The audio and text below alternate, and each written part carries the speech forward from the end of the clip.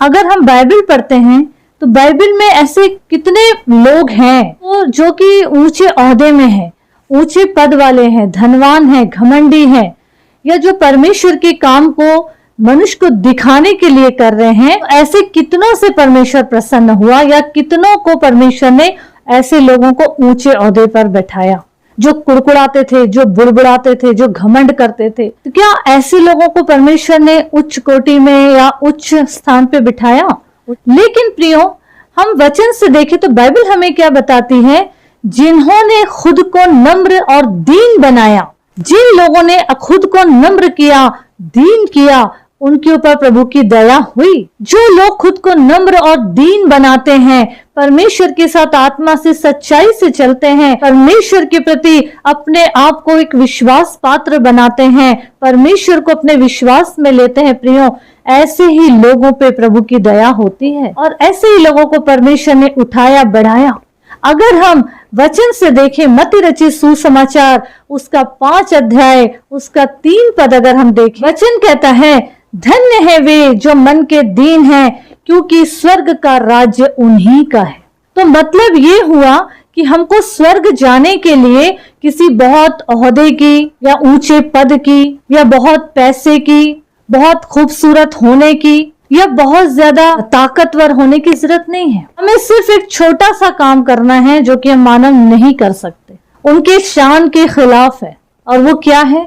परमेश्वर कहते हैं खुद को दीन करो। मतलब धन्य कहा गया उनको जो दीन बनते हैं, उनको सीधे स्वर्ग का राज्य मिल जाएगा। कोई स्ट्रगल करने की जरूरत नहीं पड़ेगी। खुद को अगर जो दीन बनाएगा, वैसे वो प्रभु के राज्य में प्रवेश कर चुके हैं। वचन कहता है, बाइबल से अगर देखें तो मूसा हो, अय्यूब हो, प्रभु यीशु हो, सब नम्र और दीन थे और आज वो प्रभु के साथ हैं। इतना सुंदर वादा, इतना सुंदर परमेश्वर की बातें, इतना प्यार, उन सबको छोड़कर आज मनुष्य अपने आप को नम्र और दीन बनाने के बजाय संसार के पीछे भाग रहा है।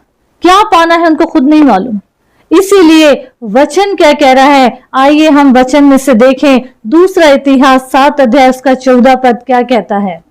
तब यदि मेरी प्रजा के लोग जो मेरे कहलाते हैं दीन होकर प्रार्थना करें और मेरे दर्शन के खोजी होकर अपनी बुरी चाल से फिरे, तो मैं स्वर्ग से सुनकर उनके पाप को क्या करूंगा? क्षमा करूंगा और उनके देश को ज्यों का त्यों कर दूंगा। ये वचन किन लोगों के लिए है? जो लोग प्रभु के साथ चलते चलते चलते चलते भटक गए। परमेश्वर का वचन हमसे क्या कहता है? दीन बनो, दीन बनकर फिर से मुझे खोज करो, फिर से मुझे पुकारो, मेरे चरणों में आओ, और ऐसा करोगे तो ही मैं तुम्हारे पापों को क्षमा करूंगा, तुमको चंगा करूंगा, छुटकारा दूंगा, स्वर्ग से मैं तुम्हारी दुआ को सुन लूंगा। और वो सारी बातें जो तुम्हारे अंदर है, वो सारी बातें जो मुझको और तुमको एक दूर बना दी है, एक दूरियां ला दी है जो बातें, उन बातों से तुम अगर अपने आप को बचा के रखोगे, जो कलीसिया, प्रभु की दुल्हन और जो दूल्हे के बीच का जो गैप है, जिसके बीच में शैतान खड़ा है, उसको नष्ट करके परमेश्वर के साथ फिर से हमारा मेल हो जाए।